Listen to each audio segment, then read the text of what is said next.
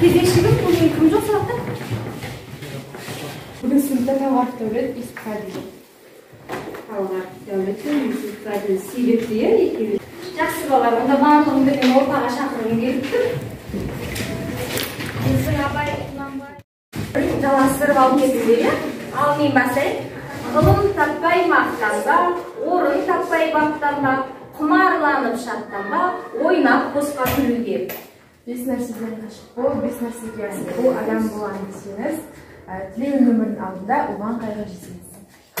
Өске көтірек маққажап, елжек пекер мал шышпақ, бес тұшпадың өте. Талап еңбек терең ой, қанағат рақым ойлап қой, 5 асылыс көнсеңіз.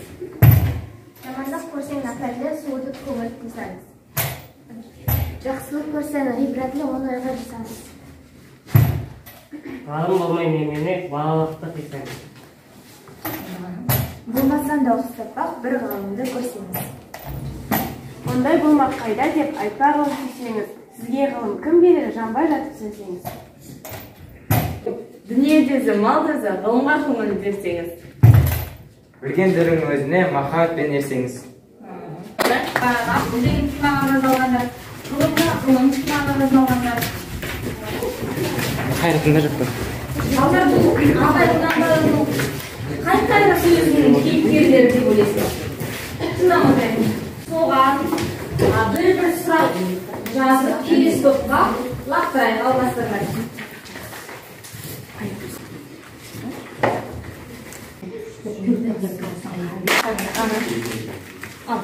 Мен жауап беремін.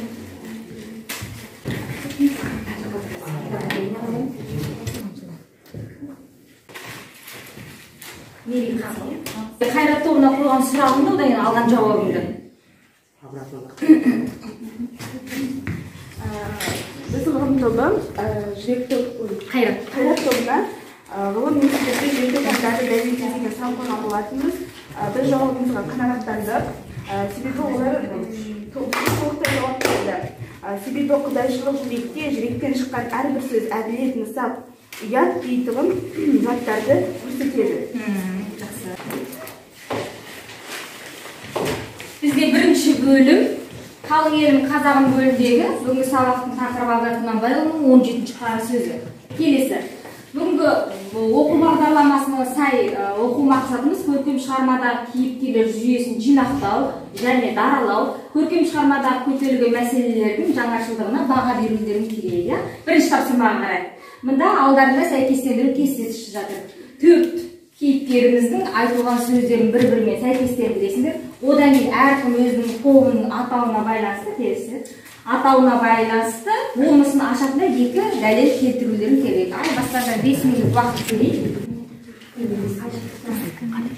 Сәйкестендіру. Ғылым ол 3 қасиет адам баласының бойында табылса, табанынан топырағы көзге жетерлік ең қасиетті адам сол болады. Жүрек. Ол адам денесінің патшасы, әділет, нысап, рақым, мейірбаншылыққа ие. Жақсы.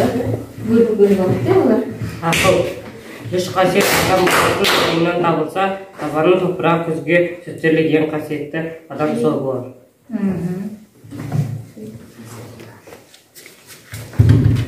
Қайрат, дүниеде еш нәрсе онсыз кәмілетке жетпейді. Өнер, малталу, мансапта еңбексіз табуға болмайды. Жақсы, өздерінің жүрек туралы 2 дәлелдер. Жүрек туралы 2 дәлел. Ол адам денесінің патшасы және мейірбаншылыққа ие. Соңғы Қайрат тобын бағалап жетішті. Өздерінің топтарының атынан басқа 3 кейіпкерді аласыңдар да, біріншісі деректер келтіресіңдер. Оған өздерінің пікірлерін айтасыңдар. Сұрақ қоясыңдар, бір сұрақ. Оған іс-әрекет арқылы жауап бересіңдер. Міне,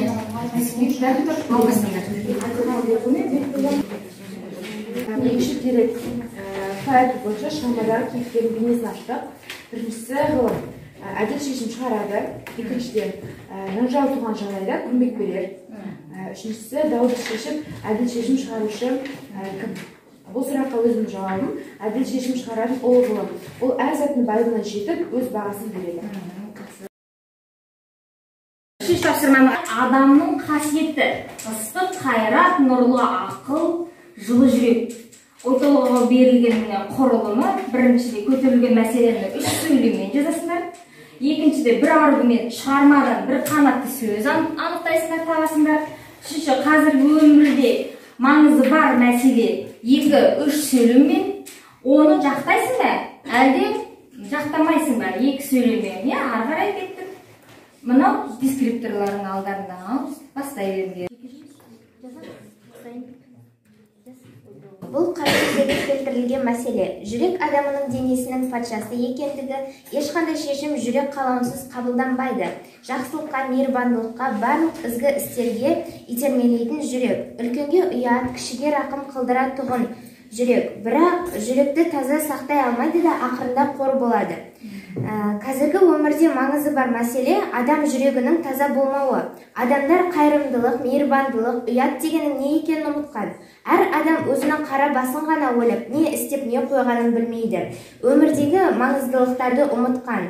Мен бұл ойыммен келісемін, себебі қазіргі таңда жүрегі таза, жамандық жасамайтын адамдар азаюда.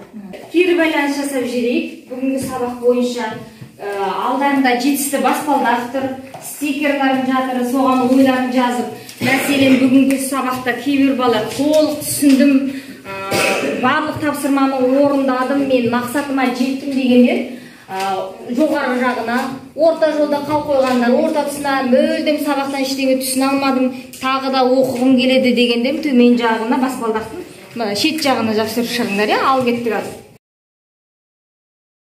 Ағылан жүрейін, мұнда бізде Еркежан 8 балл, түгел тапсырманы орындап шықты, Аяулымға 8 балл. Екінші қарасыңызды жаттап келеміз. Түсікті ғой, сабақ аяқталды, сау болыңдар.